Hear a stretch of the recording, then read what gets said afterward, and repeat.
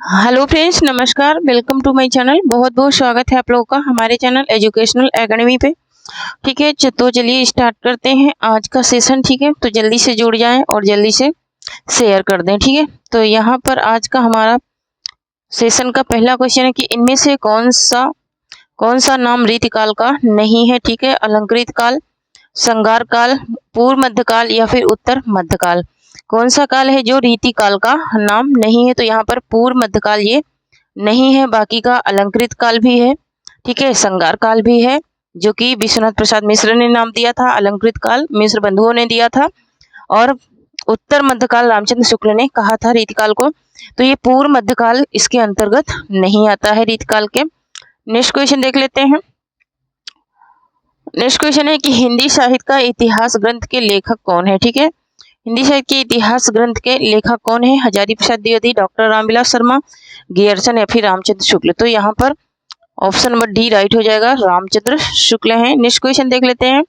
Next है कि शिव सिंह सरोज नामक कृति किस लेखक की है? ठीक है, तो शिव सिंह सरोज किसकी है? शिव सिंह सेंगर का ये इतिहास ग्रंथ है। नेक्स्ट क्वेश्चन देख लेते हैं। नेक्स्ट है कि वल्लभाचार का संबंध किस मत से है? वल्लभाचार का जो संबंध है वो किस मत से है? तो वल्लभाचार का संबंध जो है वो है किससे? वो है पुष्टि संप्रदाय से। किससे है? पुष्टि संप्रदाय से है वल्लभाचार का संबंध। नेक्स्ट क्वेश्चन देख लेते हैं। नेक्स्ट है कि साहित्य लहरी के कृतिकार कौन है? ठीक है, साहित्य लहरी के जो कृतिकार हैं वो कौन है? तो साहित्य लहरी किसकी है? सूरदास की रचना है साहित्य लहरी। नेक्स्ट क्वेश्चन देख लेते हैं। नेक्स्ट है कि रस मंजरी इनमें से किस कवि की कृति है? तो रस मंजरी जो है वो किस कवि की कृति है? तो ये नंददास की कृति है रस मंजरी। नेक्स्ट क्वेश्चन देख लेते हैं। नेक्स्ट है कि इनमें से कौन सा कवि तार सप्तक का संपादक रहा? ठीक है, कौन सा कवि तार सप्तक का संपादक रहा, ये यहाँ पर पूछा जा रहा है। ठीक है, तो ऑप्शन नंबर बी राइट हो जाएगा। आगे जो थे ये तार सप्तक के संपादक थे। नेक्स्ट क्वेश्चन है कि प्रयोगवादी कवि इनमें से कौन सा है? ठीक है, प्रयोगवादी कवि जो है वो कौन से हैं, ये पूछा जा रहा है। ठीक है, तो प्रयोगवादी जो कवि हैं वो है अज्ञेय जी। ठीक है, कौन है? अज्ञेय जी हैं। नेक्स्ट क्वेश्चन है कि मधुशाला के रचयिता कवि का नाम बताइए। ठीक है, तो मधुशाला किसकी रचना है? तो हरिवंश राय बच्चन की रचना है ये। नेक्स्ट क्वेश्चन है कि बसेरे से दूर किस विधा की पुस्तक है? ठीक है, बसेरे से दूर, तो बसेरे से दूर जो है ये है आत्मकथा है। ये 4 खंडों में इन्होंने लिखा था। किसने? हरिवंश राय बच्चन ने। नेक्स्ट क्वेश्चन देख लेते हैं। नेक्स्ट है कि नागार्जुन किस वर्ग के कवि हैं? नागार्जुन जो है वो प्रकृतिवादी कवि हैं। कैसे कवि हैं ये? प्रकृतिवादी कवि हैं नागार्जुन। नेक्स्ट क्वेश्चन है कि कामायनी किस काल की रचना है? कामायनी जो है वो किस काल की रचना है? ये छायावाद की रचना है कामायनी। नेक्स्ट है कि पल्लो के रचयिता का नाम बताइए। तो पल्लो के रचयिता कौन है? पल्लो के रचयिता हैं सुमित्रानंदन पंत है। यह एक इनका काव्य संग्रह है। नेक्स्ट क्वेश्चन देख लेते हैं। नेक्स्ट क्वेश्चन है कि वेदना की कावित्री किसे कहा जाता है? ठीक है, वेदना की कावित्री कहा जाता है किसको? महादेवी वर्मा को कहा जाता है वेदना की कावित्री। नेक्स्ट क्वेश्चन देख लेते हैं। नेक्स्ट क्वेश्चन है कि मुझे तोड़ लेना माली तुम।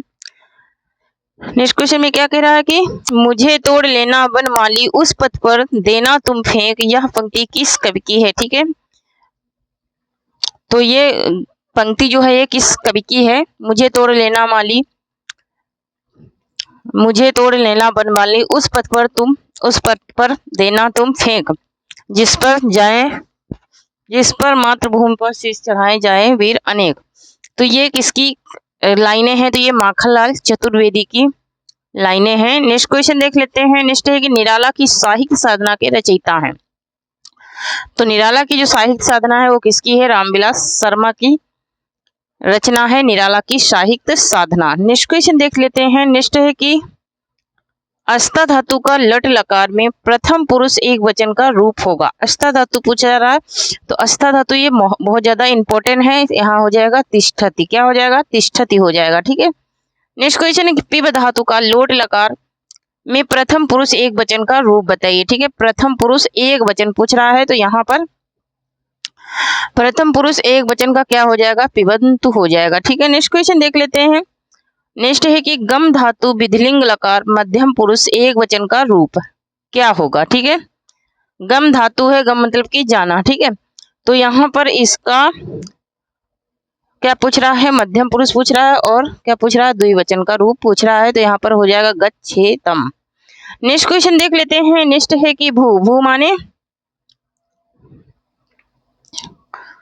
यहाँ पर देखिए भू धातु का लंग लकार में उत्तम पुरुष एक वचन का रूप बताइए। ठीक है, भू धातु पूछ रहा है और उत्तम पुरुष पूछ रहा है, और क्या पूछ रहा है, एक वचन पूछ रहा है। ठीक है, तो क्या हो जाएगा, अभवम हो जाएगा। क्या हो जाएगा, अभवम हो जाएगा ना, मतलब कि भवंति अभवन अभवन, तो इसका प्रथम रूप क्या होता है, भवति भवता भवंति, है ना। यहाँ पर देख लेते हैं, निम्नलिखित मुहावरों का सही अर्थ दिए गए विकल्पों में से चयनित कीजिए। तो नेक्स्ट क्वेश्चन है कि डंके की चोट पर कहना। ठीक है, क्या हो जाएगा, डंके की चोट पर कहना, तो स्पष्ट कहना। क्या हो जाएगा, स्पष्ट कहना या फिर साफ साफ कहना। नेक्स्ट क्वेश्चन है कि कलेजे पर पत्थर रखना। कलेजे पर पत्थर रखने का अर्थ क्या होता है कि विपत्ति में धैर्य करना, विपत्ति में धैर्य करना। नेक्स्ट देख लेते हैं, 25 तक के मुहावरे ही हैं। औंधी खोपड़ी का होना, औंधी खोपड़ी का होना क्या होता है, तो औंधी खोपड़ी का होना जो होता है वो होता है मूर्ख होना। क्या होता है, मूर्ख होना होता है। नेक्स्ट क्वेश्चन है कि कूप मंडूक होना, कूप मंडूक होना, तो कूप मंडूक होना का क्या हो जाएगा, सीमित ज्ञान होना। क्या हो जाएगा, सीमित ज्ञान होना। ठीक है, नेक्स्ट क्वेश्चन है कि काला अक्षर भैंस बराबर, तो काला अक्षर भैंस बराबर का मतलब क्या होता है, निरक्षर होना, मतलब पढ़ा लिखा ना होना। नेक्स्ट क्वेश्चन देख लेते हैं। नेक्स्ट है कि सर्वेश्वर दयाल सक्सेना किस सप्तक के कवि हैं, तो सर्वेश्वर दयाल सक्सेना जो है वो तीसरा सप्तक के कवि हैं। कौन से सप्तक के कवि हैं, ये तीसरे सप्तक के कवि हैं सर्वेश्वर दयाल सक्सेना। नेक्स्ट क्वेश्चन है किस काव्यधारा को मार्क्सवाद का साहित्यिक संस्करण कहा गया। ठीक है, किस काव्यधारा को मार्क्सवाद का साहित्यिक संस्करण कहा गया, तो ये प्रकृतिवादी काव्यधारा को मार्क्सवाद का साहित्यिक संस्करण कहा गया। नेक्स्ट क्वेश्चन देख लेते हैं, इनमें से कौन दूसरा सप्तक का कवि है। ठीक है, दूसरे सप्तक के कवि की बात हो रही है, तो दूसरे सप्तक के कवि हैं शमशेर बहादुर सिंह। नेक्स्ट क्वेश्चन देख ले हैं। नेक्स्ट क्वेश्चन है कि आत्मजयी नामक कृति के रचनाकार हैं, तो आत्मजयी ये किसकी रचना है, तो ये है कुंवर नारायण की रचना। ऑप्शन नंबर सी राइट हो जाएगा। नेक्स्ट क्वेश्चन देख लेते हैं। नेक्स्ट है कि कनुप्रिया किस विधा की रचना है। ठीक है, कनुप्रिया धर्मवीर भारती की रचना है और इसमें विधा की बात हो रही है। ठीक है, तो यह एक क्या है, यह एक इनका काव्य है। ठीक है, नेक्स्ट क्वेश्चन देख लेते हैं। नेक्स्ट है कि उल्लेख का संधि विच्छेद होगा, तो उल्लेख का संधि विच्छेद क्या होता है, तो यहाँ पर उत धन लेख हो जाएगा। ऑप्शन नंबर बी राइट हो जाएगा। ठीक है, क्या हो जाएगा, ऑप्शन नंबर बी राइट हो जाएगा, उत धन लेख, यहाँ हलंत के साथ में इसको मानना है। नेक्स्ट क्वेश्चन है कि व्यस्त में कौन सी संधि है। ठीक है, व्यस्त में कौन सी संधि है, तो व्यस्त में जो संधि है वो है यण संधि, यण संधि है, व्यय धन अस्त हो जाएगा, यण स्वर संधि हो जाएगी। नेक्स्ट है न्यून का संधि विच्छेद क्या होगा। न्यून का संधि विच्छेद मोस्ट इंपोर्टेंट है। ठीक है, बहुत ज्यादा ये पूछा जाता है, तो यहाँ पर न्यून का हो जाएगा निधन ऊन। क्या हो जाएगा, निधन ऊन हो जाएगा। नेक्स्ट क्वेश्चन है कि हिंदी के काव्य भाषा पारक समीक्षक का नाम है।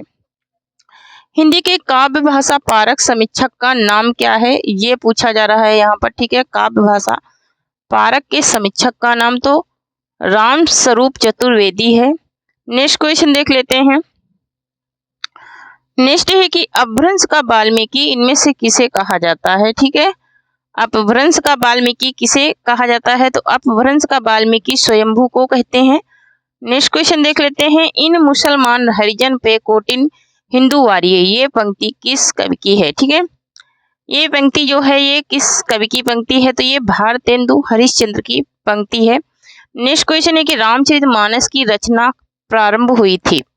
रामचरितमानस की जो रचना है वो कब प्रारंभ हुई थी, तो 1631 विक्रमी संवत। ठीक है, नेक्स्ट क्वेश्चन देख लेते हैं। नेक्स्ट है कि अवधि में रचित महाकाव्य कौन सा है, तो अवधि में जो रचा गया महाकाव्य है वो है कृष्णायन। क्या है? कृष्णायन है। नेक्स्ट क्वेश्चन देख लेते हैं। टूटना कहानी के लेखक हैं। टूटना कहानी के लेखक का नाम पूछ रहा है, तो यहाँ पर राजेंद्र यादव की ये कहानी है टूटना। नेक्स्ट क्वेश्चन है कि पश्चिमी हिंदी का विकास हुआ। पश्चिमी हिंदी का विकास कहाँ से हुआ? तो सौर सैनिक अपभ्रंश से हुआ। पश्चिमी हिंदी का विकास पूर्वी का अर्धमागधी से, ठीक है, मागधी अपभ्रंश का बिहारी हिंदी से हुआ। ठीक है, तो यहाँ पर 41 से 46 नंबर क्वेश्चन में क्या कह रहा है? निम्नलिखित प्रश्नों में से सही समास का निर्देश दिए गए विकल्पों से कीजिए। ठीक है, तो यहाँ पर देखिए आमरण। आमरण ये समास शब्द है, इसको बताना है कि इसमें कौन सा समास है। ठीक है, तो आमरण में अव्ययी भाव हो जाएगा। क्या हो जाएगा? अव्ययी भाव समास हो जाएगा। कोशाकार है ना, कोशाकार। कोशाकार में कौन सा समास है? तो तत्पुरुष समास है कोशाकार में। कोश का आकार है ना, तो यहाँ पर क्या हो जाएगा? विग्रह क्या होगा? कोश का आकार, और यहाँ पर तत्पुरुष समास होगा। यहाँ पर देख लेते हैं। नेक्स्ट है कि देवासुर। क्या है? देवासुर। देवासुर में कौन सा समास है? तो देवासुर में कौन सा समास है? देवासुर में है द्वंद्व समास। देव और असुर। क्या हो जाएगा? देव और असुर। देव माने देवता और असुर माने राक्षस। तो यहाँ पर देख लेते हैं पंचामित्र। पंचामृत में कौन सा समास है? तो पंचामृत में द्विगु समास है। पंचामृत मतलब कि 5 प्रकार के चीजों का क्या है? समाहार है। उसमें 5 प्रकार की चीजें पड़ी हैं पंचामृत में, इसलिए क्या हो गया? द्विगु समास हो गया। देहलता। देहलता में कौन सा समास है? ठीक है, देहलता। देहलता में क्या है? कर्मधारय समास है, क्योंकि यहाँ पर विशेषता को बताया गया है। नेक्स्ट है कि त्रिय नेत्र। त्रिय नेत्र किसके हैं? ठीक है, त्रिय नेत्र 3 नेत्र वाले कौन है? तो भगवान शिव हैं। तो यहाँ पर क्या हो जाएगा? बहुव्रीहि समास हो जाएगा। नेक्स्ट है हमारा कि हिंदी वर्णमाला में कितने वर्ण है? ठीक है, हिंदी वर्णमाला में कितने वर्ण है? तो यहाँ पर ऑप्शन नंबर सी राइट होगा। 52 वर्ण है हिंदी वर्णमाला में। नेक्स्ट क्वेश्चन देख लेते हैं। नेक्स्ट है कि प्रेमाख्यान कवियों को किस नाम से पुकारा जाता है? तो प्रेमाख्यान जो कवि हैं उनको किस नाम से पुकारा जाता है? तो उनको सूफी कवि के नाम से पुकारा जाता है। नेक्स्ट क्वेश्चन देख लेते हैं। संदेश रासक के रचयिता का नाम है। तो संदेश रासक किसकी रचना है? अब्दुल रहमान की रचना है। नेक्स्ट क्वेश्चन है कि अनुभव कितने प्रकार के होते हैं? मोस्ट इंपोर्टेंट क्वेश्चन है अनुभव। अनुभव कितने प्रकार के होते हैं? तो अनुभव टोटल 4 प्रकार के होते हैं। नेक्स्ट क्वेश्चन देख लेते हैं। नेक्स्ट है 51 से 55 तक क्या पूछ रहा है कि निम्न वर्ण किस प्रकार के हैं? सही विकल्प का चयन करें, है ना। तो इनके उच्चारण स्थान की बातें हो रही हैं। ठीक है, तो गा किसका उच्चारण स्थान है? ठीक है, तो गा का उच्चारण है कंठ। कंठ है गा का उच्चारण स्थान। फा का कौन सा उच्चारण स्थान है? फा का है ओष्ठ। फा का क्या है? तो ओष्ठ है। नेक्स्ट है कि इनमें से कौन सा वर्ण ऊष्म नहीं है? ठीक है, ऊष्म नहीं है। तो यहाँ पर ला जो है ये ऊष्म नहीं है। सा और इसके अलावा क्या आता है? हा। हा भी ऊष्म में आता है और स्पर्श संघर्ष भी से कहते हैं। नेक्स्ट है हमारा सा का उच्चारण स्थान पूछ रहा है। ठीक है, तो सा का जो उच्चारण स्थान है वो क्या होगा? तो सा का उच्चारण स्थान हो जाएगा कंठ, है ना। कंठ से इसकी आवाज निकलती बोलने पे। नेक्स्ट है कि जा का उच्चारण स्थान क्या है? तो जा का उच्चारण स्थान है तालव्य। नेक्स्ट क्वेश्चन देख लेते हैं। नेक्स्ट है कि निम्न सूचियों को सुमेलित कर सही कोड का चयन कीजिए। ठीक है, तो एक तरफ क्या है? एक तरफ है रचना और दूसरी तरफ है रचनाकार। ठीक है, तो इन्हें क्या करना है? सुमेल करना है। ठीक है, तो यहाँ पर काव्य प्रकाश किसका है? मम्मट का है। ठीक है, किसका है? एक सेकेंड, है ना। तो काव्य प्रकाश किसका है? मम्मट का है। साहित्य दर्पण किसका है? विश्वनाथ का है। और औचित्य विचार चर्चा किसका है? तो औचित्य विचार चर्चा जो है ये है क्षेमेंद्र का।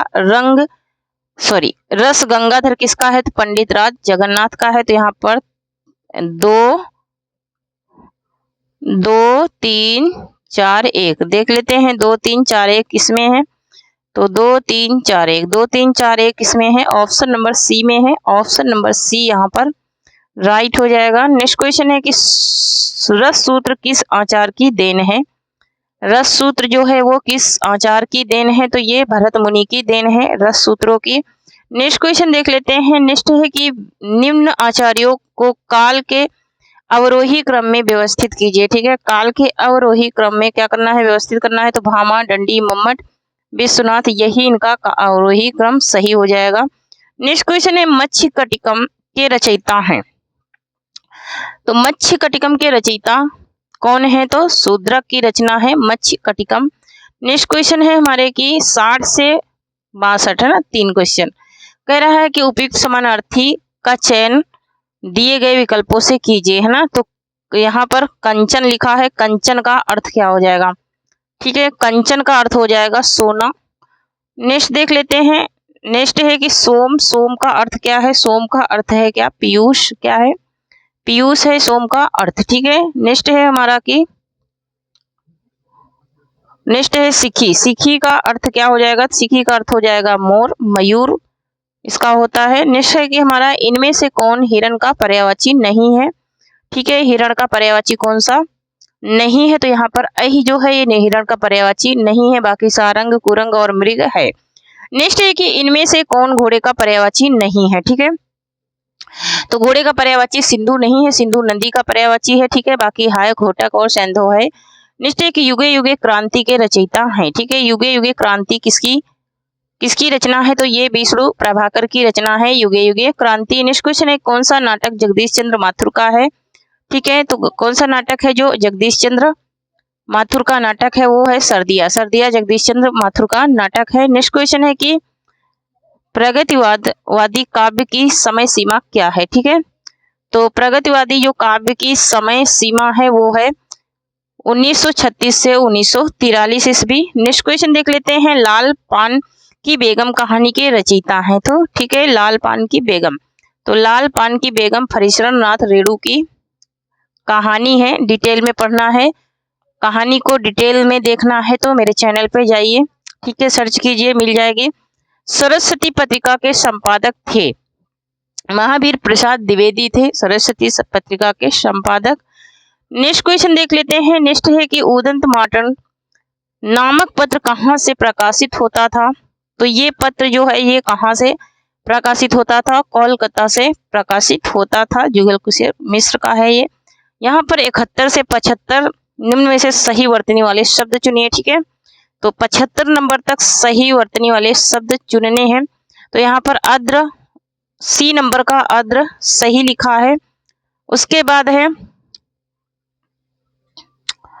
इसके बाद मानवीकरण कौन सा सही है? इसमें मानवीकरण देखिए कौन सा सही है। तो मानवीकरण जो ऑप्शन नंबर ए का है यही मानवीकरण सही है। फिर है उपरोक्त, तो उपरोक्त जो सही है वो है ऑप्शन नंबर बी का। इसके बाद सहस्त्र, सहस्त्र कौन सा सही है? तो सहस्त्र जो सही है वो है ऑप्शन नंबर बी का, सहस्त्र सही है। उसके बाद 75 नंबर में लिखा है उपलक्ष्य, तो उपलक्ष्य इसमें कौन से नंबर का सही है? तो उपलक्ष्य सही है ऑप्शन नंबर डी का। ठीक है, ऑप्शन नंबर डी का उपलक्ष्य सही है। तो ये तो हो गए सही वर्तनी वाले शब्द। नेक्स्ट देख लेते हैं मोर का तत्सम क्या है? ठीक है, मोर का तत्सम पूछ रहा है तो मोर का तत्सम क्या हो जाएगा? मयूर हो जाएगा मोर का तत्सम। नेक्स्ट है कि बछड़ा किस शब्द से विकसित है? ठीक है, बछड़ा किस शब्द से विकसित है? तो बछड़ा वत से विकसित है। नेक्स्ट क्वेश्चन है कि सखी का तत्सम है। सखी का तत्सम क्या है? तो सखी का जो तत्सम है वो है साक्षी। क्या हो जाएगा? साक्षी हो जाएगा। नेक्स्ट है कि पारा किस शब्द का तत्भव है? ठीक है, पारा जो है वो किस शब्द का तत्भव है? तो ये पारद का तत्भव है। नेक्स्ट है कि भौजाई का तत्सम होगा। भौजाई का तत्सम क्या हो जाएगा? तो भ्रात जया हो जाएगा। नेक्स्ट क्वेश्चन है जिज्ञासु का सही अर्थ क्या है? जिज्ञासु का सही अर्थ क्या है? जानने की इच्छा रखने वाले को जिज्ञासु कहते हैं। नेक्स्ट है कि अंत्यवासी किस अर्थ में प्रयुक्त होता है? ठीक है, तो अंत्यवासी जो है वो किस में प्रयुक्त होता है? गुरु के समीप रहने वाले के अर्थ में। नेक्स्ट क्वेश्चन देख लेते हैं। नेक्स्ट है कि प्रभाती का तात्पर्य है। प्रभाती का क्या तात्पर्य है? तो प्रभाती का तात्पर्य है प्रभात में गाया जाने वाला गीत। नेक्स्ट क्वेश्चन देख लेते हैं। नेक्स्ट है हमारा कि मछली जैसी आंखों वाली के लिए एक शब्द क्या होगा? मछली जैसी आंखों वाली के लिए एक शब्द हो जाएगा मीनाक्षी। क्या हो जाएगा? मीनाक्षी हो जाएगा। नेक्स्ट क्वेश्चन देख लेते हैं। नेक्स्ट है कि 100 वर्ष के समय को क्या कहेंगे? तो 100 वर्ष के समय को क्या कहते हैं? 100 वर्ष के समय को कहते हैं शताब्दी, है ना। 100 वर्ष का जो समय पूरा होता है उसे शताब्दी कहा जाता है। अब यहाँ पे कह रहा है कि 86 से 90 में निम्नलिखित वाक्यों के जिस भाग में अशुद्धि है उसका चयन करें, है ना। जो अशुद्ध है उसको क्या करना है? चयन करना है। मेरे को कल आगरा जाना है, कोई टूटी नहीं है या फिर है, ठीक है। तो यहाँ पर एक सेकेंड,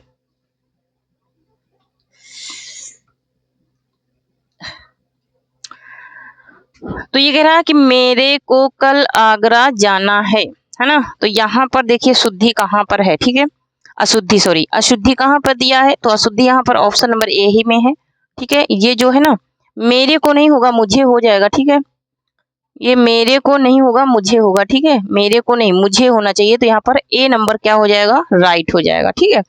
नेक्स्ट क्वेश्चन देख लेते हैं। नेक्स्ट है कि बटेश्वर के मेले में भारी भरकम भीड़ थी, कोई टूटी है या नहीं है, ठीक है, ये बताना है। तो यहाँ पर देखिए, यहाँ पर जो टूटी है वो है भारी भरकम में।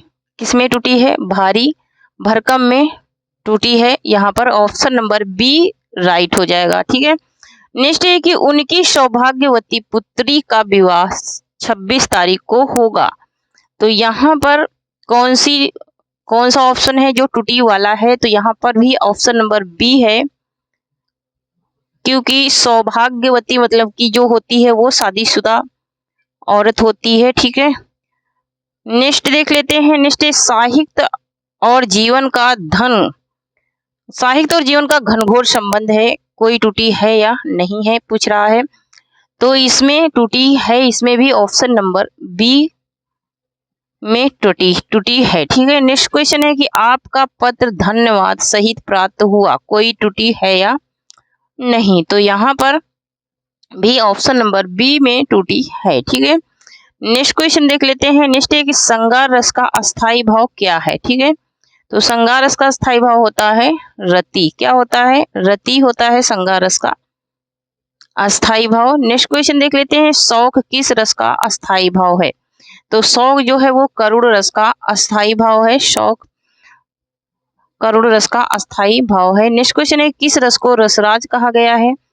तो ये श्रृंगार रस को रसराज कहा गया है। नेक्स्ट क्वेश्चन देख लेते हैं। खूब लड़ी मर्दानी वह तो झांसी वाली रानी थी, इस पंक्ति में कौन सा रस है? तो यहाँ पर वीर रस है।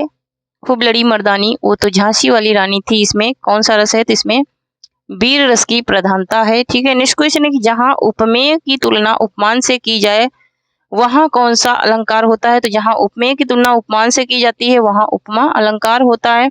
नेक्स्ट क्वेश्चन देख लेते हैं। नेक्स्ट है कि जनु जानो मनु मानो का प्रयोग किस अलंकार में होता है? तो ये उत्प्रेक्षा अलंकार में होता है। जनु जानो मनु मानो, जो भी आपका पद रहेगा उसमें जनु जानो मानो ये सब लगे रहेंगे, समझ लेना कि उत्प्रेक्षा अलंकार है। नेक्स्ट क्वेश्चन है उत्कर्ष का विलोम है। उत्कर्ष का विलोम क्या हो जाएगा? तो उत्कर्ष का विलोम जो है वो हो जाएगा अपकर्ष। क्या हो जाएगा? अपकर्ष हो जाएगा उत्कर्ष का विलोम।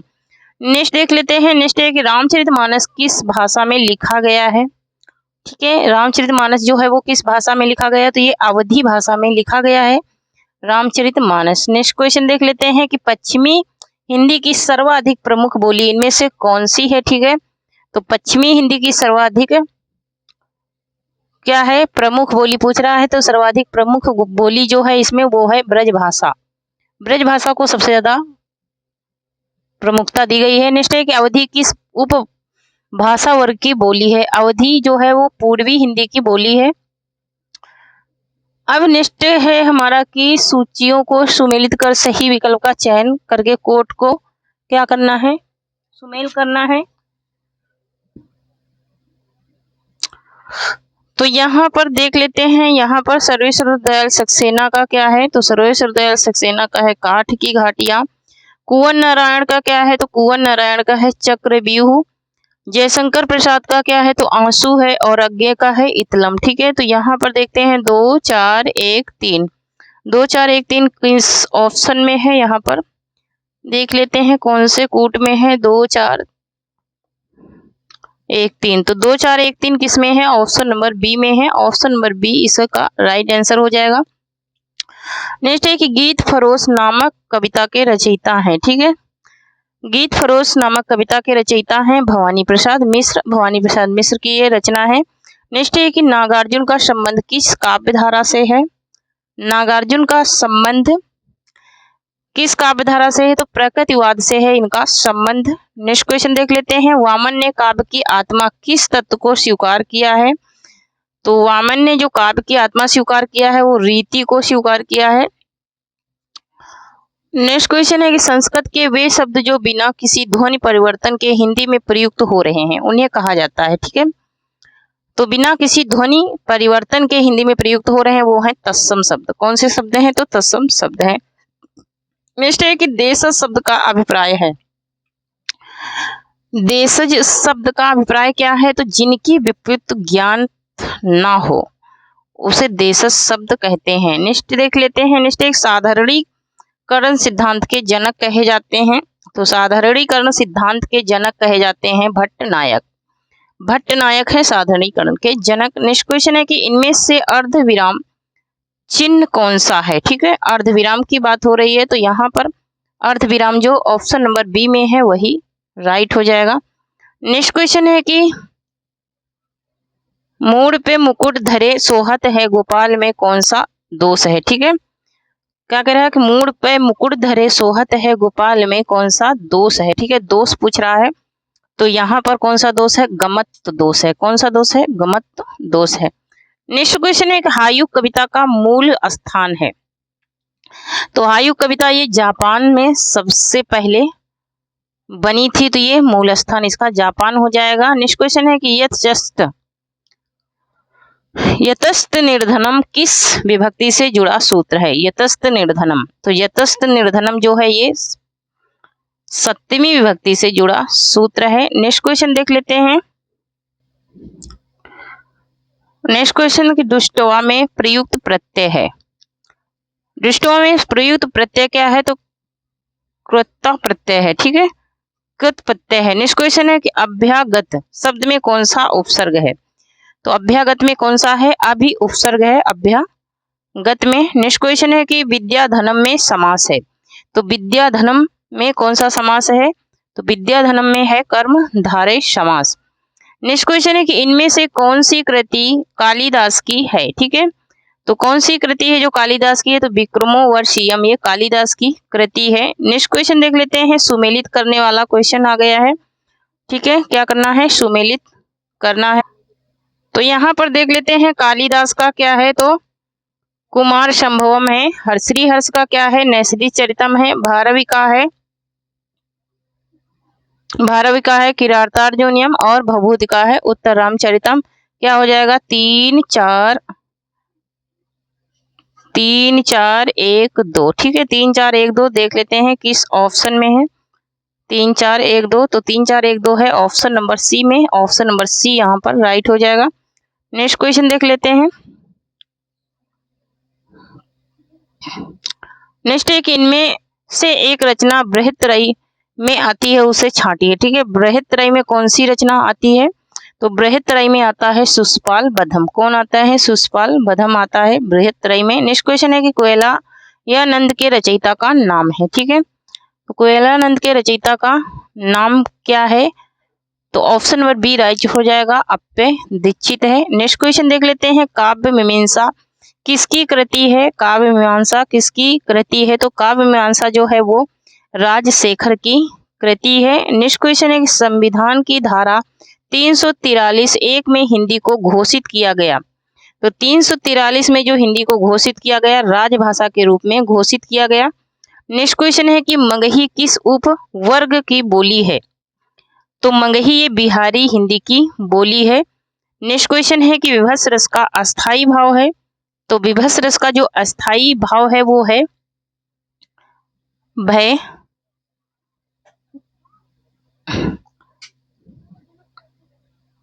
भय जुगुप्सा, ये दोनों ही इसमें राइट हैं।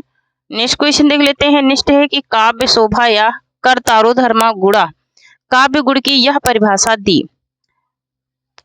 काव्य गुण की यह परिभाषा किसने दी है? ठीक है, यहाँ एक सेकेंड,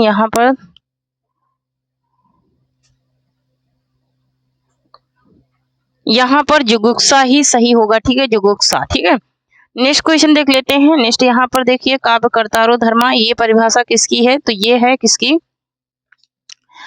ये परिभाषा है आचार्य मम्मट मावन की। किसकी है? आचार्य वामन की है। नेक्स्ट क्वेश्चन है कि सूचियों को सुमेलित कीजिए तथा सही कोड का चयन कीजिए। ठीक है, तो यहाँ पर एक तरफ रचना है, दूसरी तरफ रचनाकार हैं, उनको क्या करना है? सुमेल करना है। तो देख लेते हैं यहाँ पर। तो यहाँ पर यशपाल का क्या है? तो यशपाल का है झूठा सच। वृंदावन लाल वर्मा का क्या है? तो वृंदावन लाल वर्मा का है मृगनयनी। और भीष्म साहनी का है तमस। मनोहर श्याम जोशी का है कुरकुर स्वाहा। ठीक है, तो 3 4 1 2, 3 4 1 2 किस ऑप्शन में है देख लेते हैं। तो 3 4 2 1 किसमें है? ऑप्शन नंबर ए में है, 3 4 1 2। ठीक है, नेक्स्ट क्वेश्चन देख लेते हैं। नेक्स्ट है कि राजानम शब्द का तृतीय बहुवचन रूप होगा। ठीक है, तो तृतीय बहुवचन रूप हो जाएगा राजा भी। क्या हो जाएगा? राजा भी हो जाएगा। ठीक है, तो थैंक यू फ्रेंड्स, आज के लिए इतना ही। तब तक के लिए जय हिंद, जय भारत। आप लोग पढ़ते रहें, हंसते रहें, मुस्कुराते रहें, क्योंकि एग्जाम अब होना ही है तो तैयारी करना ही पड़ेगा। तो अब जो लोग अभी तक टेलीग्राम चैनल से नहीं जुड़े हैं, जुड़ जाएं। ठीक है, और जो लोग अभी तक चैनल से नहीं जुड़े हैं, चैनल को सब्सक्राइब नहीं करें, सब्सक्राइब कर लें। सब्सक्राइब करने में कोई भी खर्चा नहीं है। तो थैंक यू, जय हिंद, जय भारत।